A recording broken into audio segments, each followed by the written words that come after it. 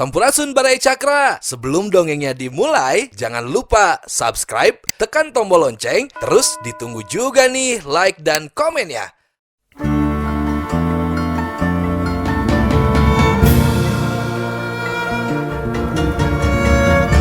Baraya Cakra, parantos waktosna 80,5 FM Radio Cakra, midangkeun dongeng Sunda Dora-Dori.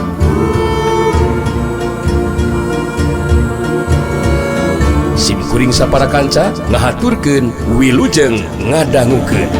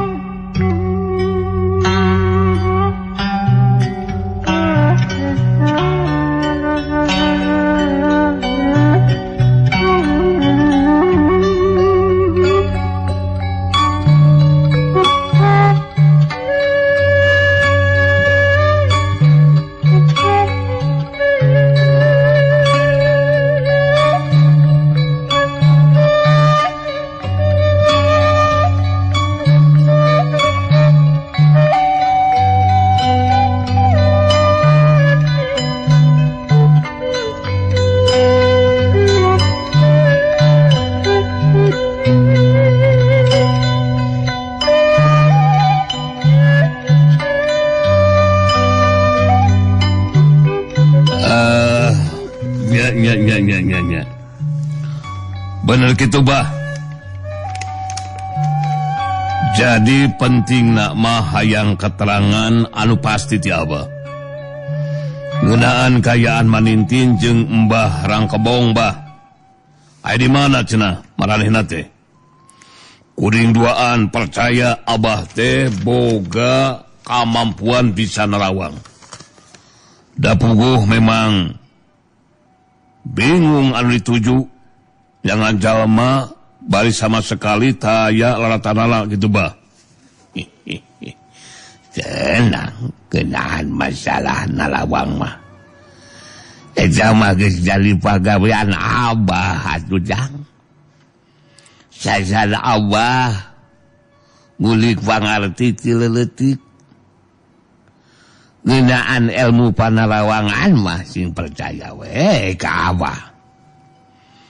Geus lain saurang dua urang jang nu ditulungan ku Abah teh. Hasil panerawangan Abah mah tacan pernah aya nu misleut. Sakudu datang ka dieu minta tulung ka Abah mah pada ngarasa suka jeung sugem mah cenah. Sabab panerangan Abah tara nyalahan gitu jang. Mongos pandong kalaka ngomong wae sia. Hasok gancang tarawang kumane aya di mana indung aing si Manintin jeung si Mbah Rangkebong teh gunakeun kamampuan ilmu maneh teh Mbah Unjung harita meuremkeun panona ngagunakeun ilmu panerawanganana.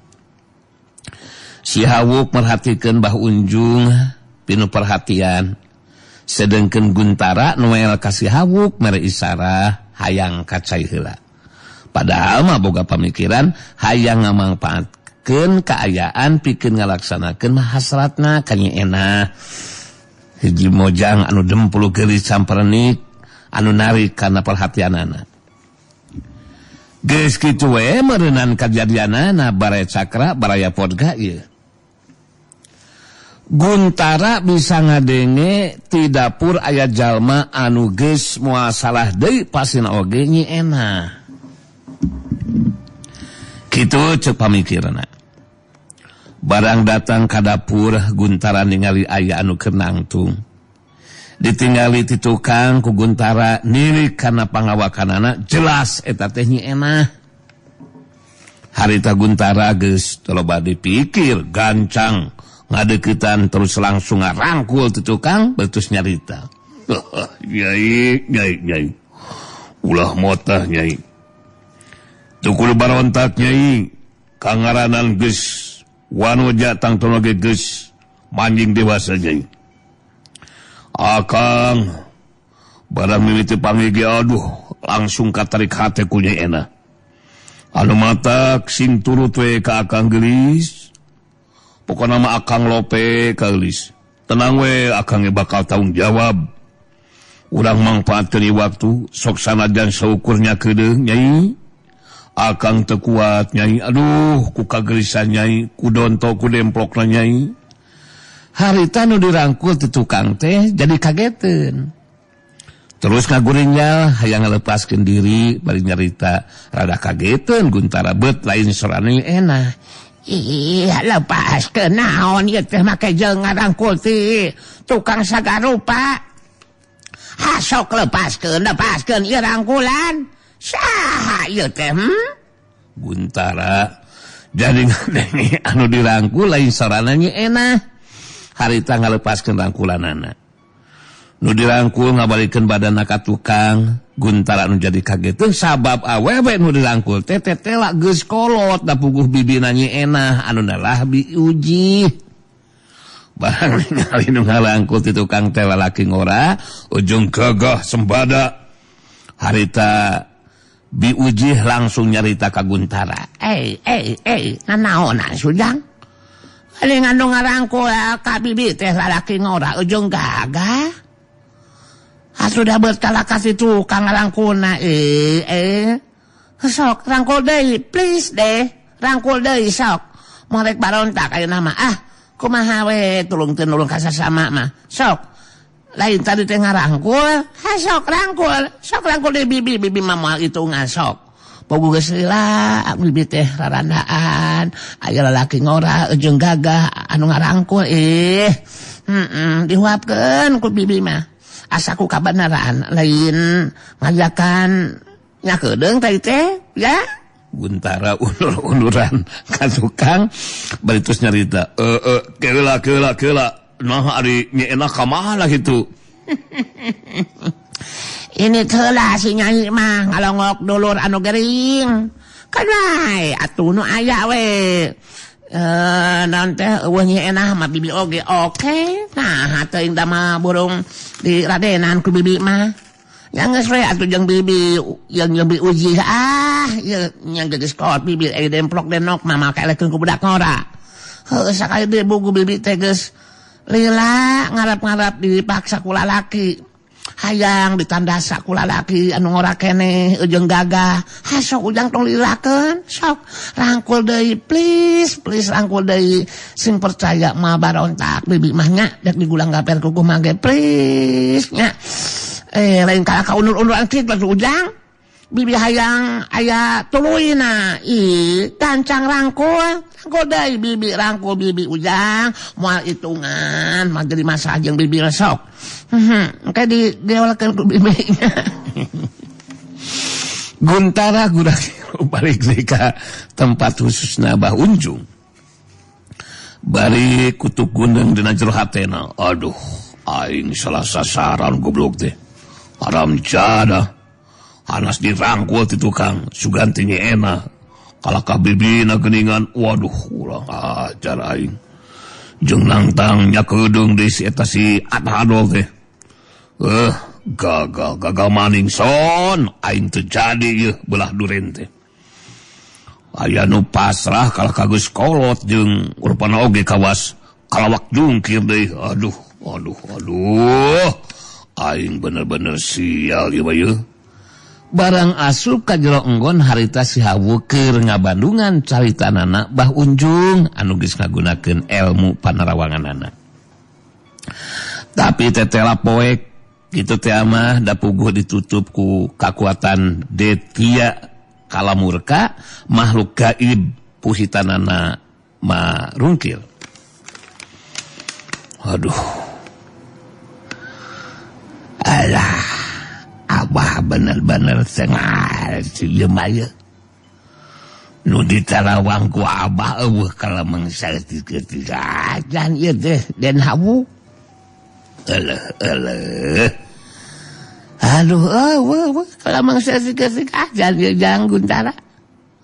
Nu gadenggo naon teh bet asa bet bisa saperti kieu ieu teh. Gara ayeuna abah ngalaman kawas ieu mah ye. Ngadenge caritaan ti Abah Unjung anu saperti kitu, si Hawuk jadi amakeun. Maneh mah sigana tuh waleg narawangna sia koplok, kurang ajar. Moke jeung nyebutkeun poek segala lupa. Sok talawang deui anu baleg sia Abah Unjung. Sigi pocaran ku aing. Mun maneh tepikeun katu bisa mereka terang anu pasti rasakeun sakibatna. Sok sia gancang talawang deui aing. Abah Unjung jadi seuneun ku ancamanna si Hawuk. Harita terus ngagunakeun deui ilmu panarawanganana pikeun anu kadua kalina. Tapi nu kadua kalian ge masih kene anger teu robah. Abah Unjung ge ngarasa kaget jeung aneh deui sabab ilmu panarawanganana henteu mampu nembus kakuatan anu moekan ilmu anu keur digunakeunana. Abah Unjung nyarita deui di barengan ku rasa kasieun ningali si Hawuk nyangereng jeung ngapulireng teh. Awah bener-bener kaget sing ngarasaan gitu Den. Oke janggun dala aya Abah. Dua kali ngagunakeun ilmu panarawanganana. Tapi tetep masih kene poe gitu. Anu moekeun teh teu bisa katembus ku kakuatan batin Abah majang Den. Ulah menjadi kieu ge teh nya. Wah, sia. Montong. Nanyakeun ka aing kunaon jadi kawas teu sagarupa sia koplok. Aing masih kene penasaran. Sok sia talawang sakali deui. Kalau aku mau ge maneh kudu bisa mereka terang anu pasti. Mun katelu kalina masih kene angar ku aing maneh geus moal diberi ampun sia. Di podaran ku aing masa Ujung. Si Hawuk masih kene ngarasa penasaran sigana mah.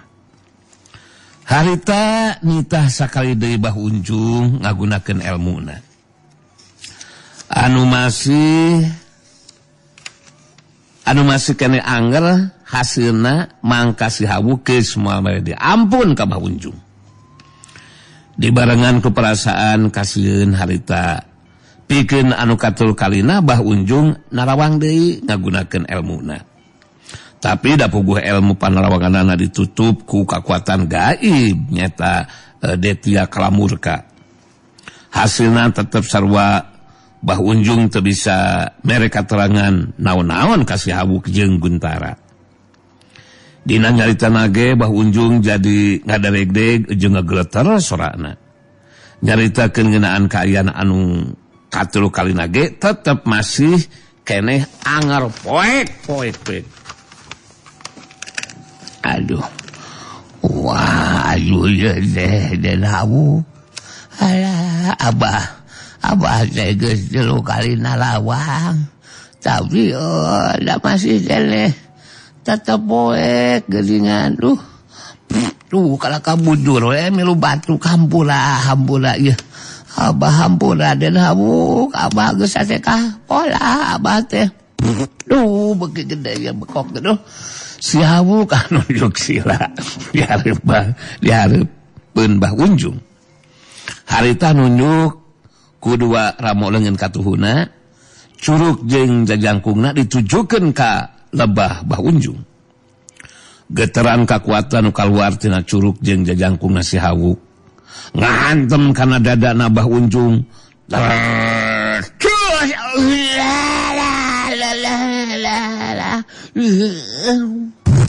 Ampun jalela Abah ampun den. Abah Unjung ngageronahan ka nyeri, harita langsung ngacungkel rubuh nyanggigir dina kayaan sakujur badana tutung ngusek sapada harita geus teu usik deui. Guntara jadi kagetan oge sabab teu nyangka si Hawuk bakal ngelakukeun tindakan seperti kieu. Nyeunah nu kakarek balik ka imah ngadenge suara Abah Unjung anu ngageronahan ka nyeri, gancang harita muru ka enggon tempat khusus nu dipake ku anu jadi akina.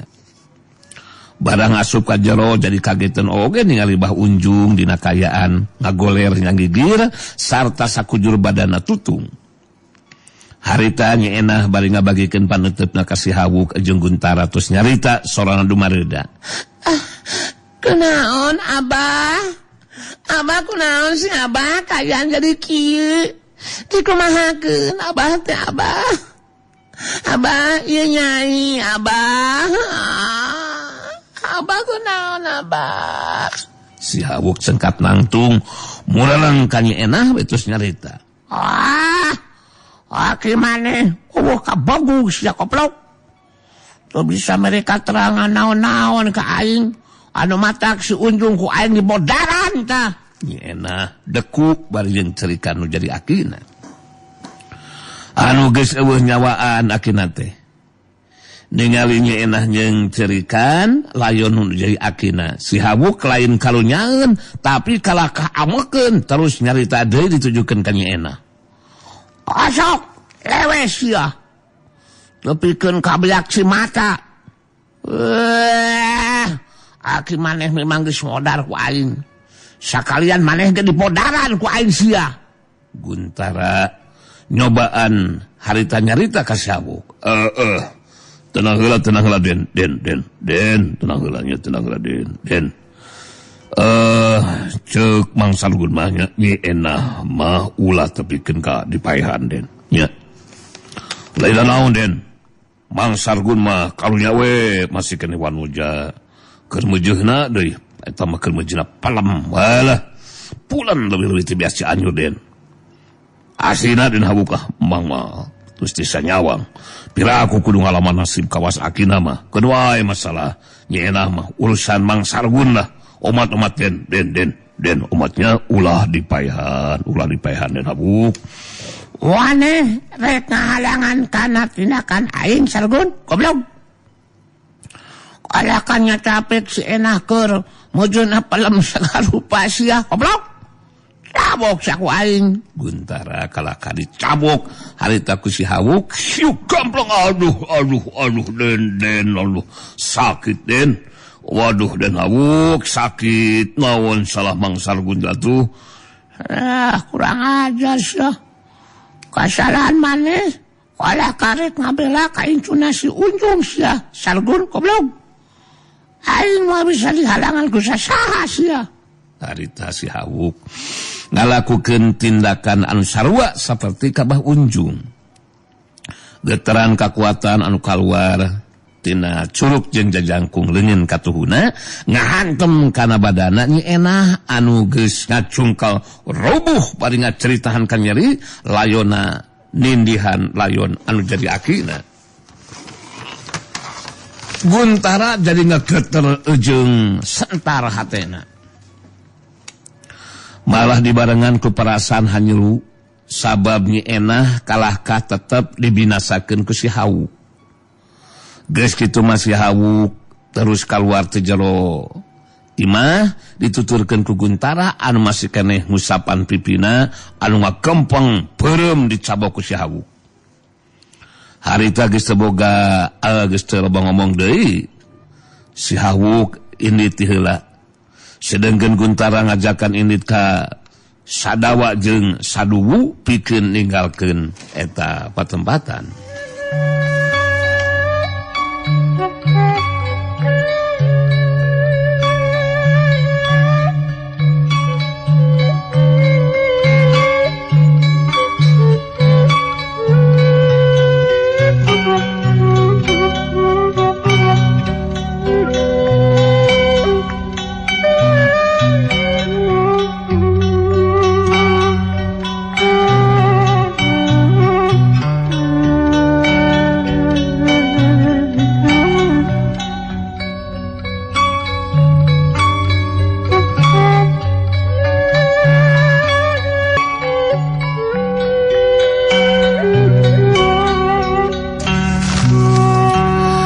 Sedengkeun biuji barang ngadenge sora Bah Unjung ngagero nahan ka nyeri ge langsung harita bebeja ka pupuh lembur anu imahna memang deukeut ka imahna Bah Unjung. Kimandara pupuhna eta lembur nu dibanturan ku 2 urang jago ngora minangka pangawalna langsung init muruka imahna Bah Unjung. Barang ningali kayan Bah Unjung jeung Nyi Enah geus jaradi layon. Dina kayan sakujura badanna tarutung harita Kimandara jeung 2 urang pangawalna terus nyusul si Hawuk anu lempang bareng jeung Guntara. Di tukangeunana nuturkeun Sadawa jeung Sadubu jago kembar Karanganyar. Kimandara jeung 2 urang pangawalna langsung harita nghadang. Si Hawuk jeung anu sejena ngeureunkeun lengkahna. Kimandara ngabagikeun paneutupna ka si Hawuk jeung anu sejena teu ratos carita. Hai. Kula salaku pupuh ieu lembur. Lelaki Mandara rek langsung tumanya ka Arandika. Saha anu geus ngalakukeun tindakan Rajapati di imahna Bah Unjung? Kurang ajar. Tindakan dilakukeun mangrupa tindakan anu kejam jeung tadanges ka warga. Kula pangeusi kampung Ciunjung. Coba jawab, saha anu geus ngalakukeun eta tindakan? Si Hawuk anu harita langsung ngajawab. Jadi mulai teh pupuhnya lembur, anjir. Terus ngaran mana Mandaranya? Mandara? Ku aing ayeuna bakal dijawab. Anu geus ngalakukeun tindakan modern si Bah Unjung jeung incuna teh aing jelemana, aing dah. Aing jelemana. Bisi mane hayang nyaho aing Den Hawuk. Aing Den Hawuk anu tiluan deui nama anak buah aing. Ko aing geus dijawab. Terus mana tiluan aing narik? Kumaha sakoblok? Rek ngalakukeun tindakan ka aing sedih. Kimandara neuteuf seukeut ka si Hawuk terus nyaita deui. Kula jelas teu narima. Wayana tindakan Andika ka warga ieu kampung Hawuk. Tindakan dilakukeun ku Andika kejam jeung talanges sarta sawana-wenang. Padahal Bah Unjung teh jalma anu sok tutulung ka sasama. Tapi ku Andika dipaehan. Teu beda ti ka sato Hawuk. Aing memang sunjung ku dipodaran. Sabab manena teu bisa mereka terangan upasi ka aing. Teu boga bantu ka aing koplok. Anu masa ku aing jeung incuna ge sakalian dipodaran. Tindakan dilakukan ku aing eta mah hak aing sia Mandara. Jadi maneh tong pipilueun mun teu hayang ngalaman nasib kawas sunjung jeung incuna masa. Podaran ku aing mah anjir sia. Kasih kumaneh setan. Ningali kana galagatna si Hawuk bakal ngalakukeun tindakan ka Kimandara pupuh eta lembur. Guntara terus ngomong lalaunan. Tenang heula Den Hawuknya Den tenang Den. Halo Den tenang. Tong waka gampang ngabinasakeun Kimandara jeung 2 pangawalna Den. Jadi ceuk Mangsargun mah eta teu jalma teu kudu dibinasakeun sagulupa Den nya. Urang kudu bisa ngamangpaatkeun ieu kaayaan Den nya Den. Hey, Den, halo. Wah, halo anjir. Jadi maksud mana teh kumaha salgun kulung? Gancang jelaskeun ka aing sia. Kaos apa kana ada aing?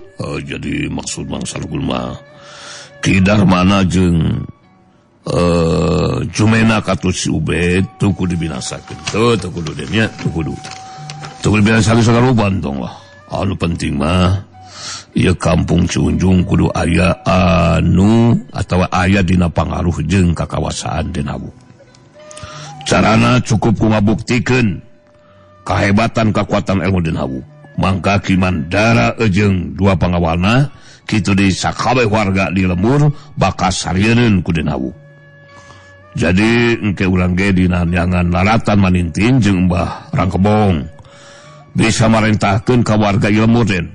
Itulah pemikiran Mang Salgun mah. Jadi uru bisa memanfaatkan situasi dan kondisi Den nya. Tak gitu Den Hawuk. Si Hawuk nya tujuan karena pemikiran Guntara. Sedangkan Ki Mandara ngaret kadua pangawalna betus nyarita. Jumena Ubed. Hai.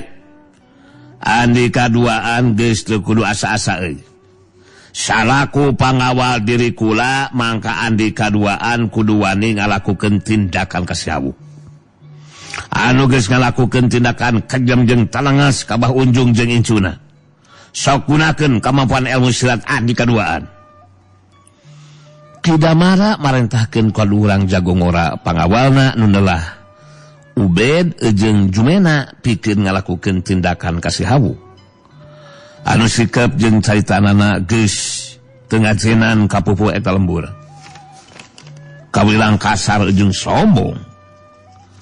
Ubed jeung Jumena maju ka hareup pikeun ngalakukeun tindakan kasihawuk. Ningali kana eta kaayaan Sadawa jeung Sadewu jago kembar Karanganyar nyampeurkeun. Sadawa anu harita nyarita ditujukeun ka si Hawuk. Dan Hawuk kan wala ku akang sing hareupanana eta pangawalna si Mandara teh lah ku akang biasa. Saukur jago lamun kawas kieu malah akang anu ngabereskeunana deui. Oh. Mangos mane mantong wa kapipiliun sia Sadawa. Mun geus saya paling tadi aing ka karek laksanakeun sia. Ngajedaw. Badungan kumaneh? Ujang siksa dulu. Sawa waing anu ngalakukeun tindakan. Waing anu tanggung jawabna. Asa bener, manusia goblok. Sadawa, Sadewu mana sia? Sadawa jeung Sadewu jago kembar Karanganyar terus malunur balik deui ka tempatna. Sedangkan si Hawuk terus nyarita deui ditujukeun ka Jumena jeung si Ubed. Wane juan teh rek ngalakukeun tindakan ka aing sa Jumena, Subed.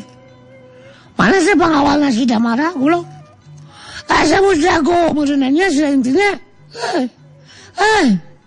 Asok maju-majuan sia. Tong hiji-hiji babarengan sia goblok majuna. Gunakeun bentuk maneh masing-masing kurang ajar. Keur ngalubuhkeun. Majuan mah ukur ku sageperakan ku aing mah. Puguh we Jumena jeung Ubed jadi bedah amarahna geus dianggap enteng ku si Hawuk. Duanana harita maresat badogna. Jumena anu leuwih ti heula majuna rajang bari ngagerot. Si lain bener-bener kurang ajar si Hawuk. Tadah padang aing sia.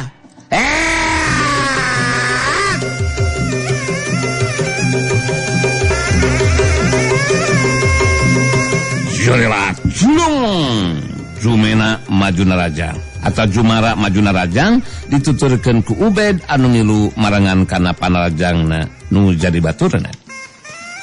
Nu ditarajang teu ingkah ti tempatna. Samemeh dua panarajang keuna kana sasaran harita si Hawuk ngutekeun ramo leungeun katuhuna curug jeung jajangkungna. Harita dua urang lawana pada tinggal kaget bainahan kanyeri waktu badana ditemeragu kageteran kakuatan nu kaluar tina curug jeung jajangkung si Hawuk.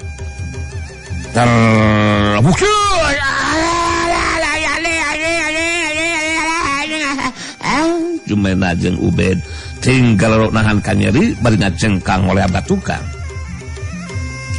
Geus teu bisa ngajaga deui kasaimbangan badana. Jengkang koleab kebut. Duanana pada rubuh maring lemah. Ki Mandara puguh we kageteun ningali dua urang jago ngora pangawalna saukur ku sagaperakan geus dirubuhkeun ku si Hawuk. Tapi Ki Mandara salaku pupuh lembur, lain jalma sambarangan. Tapi jago kolot anu kungsi ngalaman makalangan di dunia kajawaraan. Dina kayaan bari ngemuka kagetna harita Ki Mandara musirkeun paneutepna ka si Hawuk betus nyarita. Hawuk, kula salaku popoe lembur boga kawajiban pikeun ngabela kawargana. Saka boga kawajiban pikeun nebankeun hukuman ka jalma anu geus ngalakukeun rajapati ka warga pangeuseup lemuruan. Si Hawuk nyata deui di bareng jeung seri. Jadi mana seret jadi ngalakukeun tindakan ka aing Mandara. Ukur lembur goblok. ngalawanan mangkulu kawaswane mah aing geus kuduing ka di tempat. Ku sagebrakan ge maneh bakal dirubuhkeun ku aing Samandara. Aduh matak. Ngalah maneh teu penasaran. Gunakeun ku maneh jurus pamungkas jeung kakuatan tenaga lapisan sia. Lang ajar hasuk tajang aing sia. Mandara goblok. Di Mandara ngawangun pasangan dina jurus pamungkasna. Saya gadiri pikeun majuna raja ngagunakeun kakuatan tenaga lapisan sapinuhna. Neuteub seukeut kasih Hawuk tos carita. Panangtang Andika bakal dicumponan Hawuk. Rasakeun panajang ieu.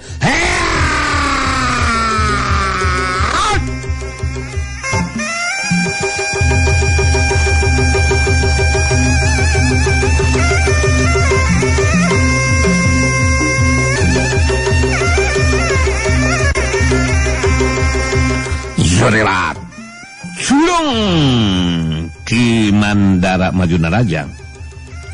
Dina kayaan teu ingkah ti tempatna harita si Hawuk. Ngotekeun di ramo leungeun katuhuna, curug jeung jajangkungna ditujukeun ka lebah Ki Mandara anu keur majuna raja. Ki Mandara ngageronahan ka nyeri. Sababadana ditemrag ku getaran kakuatan anu geus teu mampu diimbangan ku kakuatan daya tahan badana. Alah,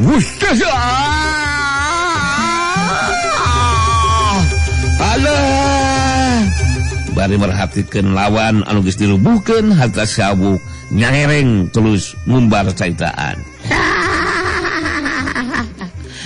Kau aing geus dibuktikeun sia Mandara goblok. Aduh mukul mangkulu kawaswane mah saukul ku sakeplakan oge ya. Langsung satemennya teh. Pokoknya goblok jurus kitu patut jeung kakuatan tenaga lapisan. Uku sakitu patut wah. Oh nanaonan ku aing mah goblok. Sia. Guntara harita milu nyarita ditujukeun ka Ki Mandara jeung ka Jumena ka Tutuben. Tindakan lakukan ku Den Hawuk. Kahaja teu ngagunakeun kakuatan panaljang anu sabenerna. Sabab ngagunakeun kakuatan anu sabenerna mah Andika tiluan bisa dipastikan bakal ngalaman nasib anu sarua saperti Bah Unjung jeung incuna. Acal pinasa dina kayaan sakujur badan tutung. Bisi maneh can percaya Den Hawuk bakal ngabuktikeun kahebatan kakuatan ilmuna. Bandungan ku Andika tiluan. Guntara ngareret ka si Hawuk bari terus